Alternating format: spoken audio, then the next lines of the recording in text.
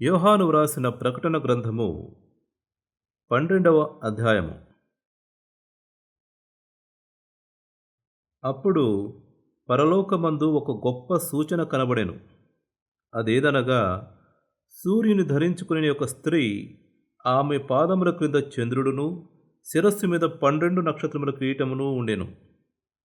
ఆమె గర్భిణి అయి ప్రసవ వేదన పడుచు ఆ నొప్పులకు కేకలు వేయుచుండెను. అంతటా పరలోకమందు ఇంకొక సూచన కనబడెను. ఇదిగో, ఎర్రని మహాఘట సర్పము, దానికి 7 తలలును 10 కొమ్ములును ఉండెను. దాని తలల మీద 7 కిరీటములుండెను. దాని తోక ఆకాశ నక్షత్రములలో 3వ భాగము నీడ్చి వాటిని భూమి మీద పడవేశెను.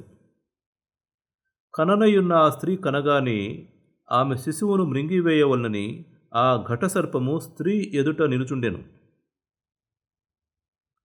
సమస్త జనములను ఇనుపదండముతో ఎలనయున్న యొక్క మగ శిశువును ఆమె కనగా, ఆమె శిశువు దేవుని యొద్దకును ఆయన సింహాసనమునొద్దకును కునిపోబడెను. ఆ స్త్రీ అరణ్యమునకు పారిపోయెను. అచ్చట వారు 1260 దినములు ఆమెను పోషింపవలనని దేవుడు ఆమెకు ఒక స్థలము సిద్ధపరచియుంచెను. అంతటా పరలోకమందు యుద్ధము జరిగెను. మిఖాయేలును అతని దూతలను ఆ ఘటసర్పముతో యుద్ధము చేయవలనని ఉండగా, ఆ ఘటసర్పమును దాని దూతలను యుద్ధము చేసిరి గాని గెలువలేకపోయిరి గనుక పరలోకమందు వారికిక స్థలము లేకపోయెను.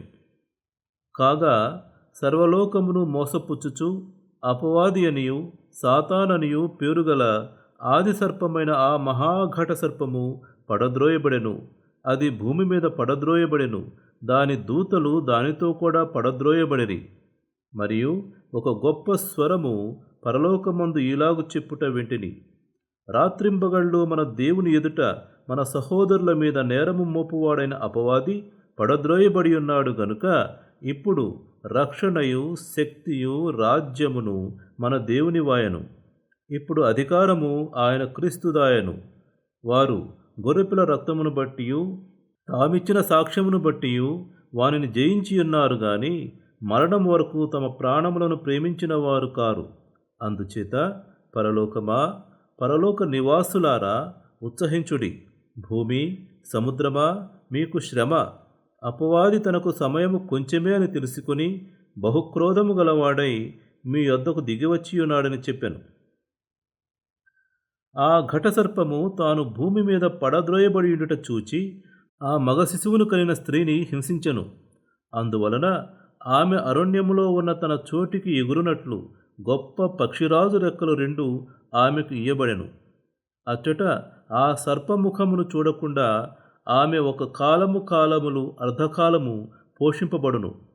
కావున ఆ స్త్రీ ప్రవాహమునకు కొట్టుకొని పోవలనని ఆ సర్పము తన నోటి నుండి నీళ్లు నదీ ప్రవాహముగా ఆమె వెనుక వెళ్ళగ్రక్కెను గాని భూమి ఆ స్త్రీకి సహకారి అయి తన నోరు తెరచి ఆ ఘటసర్పము తన నోటు నుండి గ్రక్కిన ప్రవాహమును మృంగివేశెను.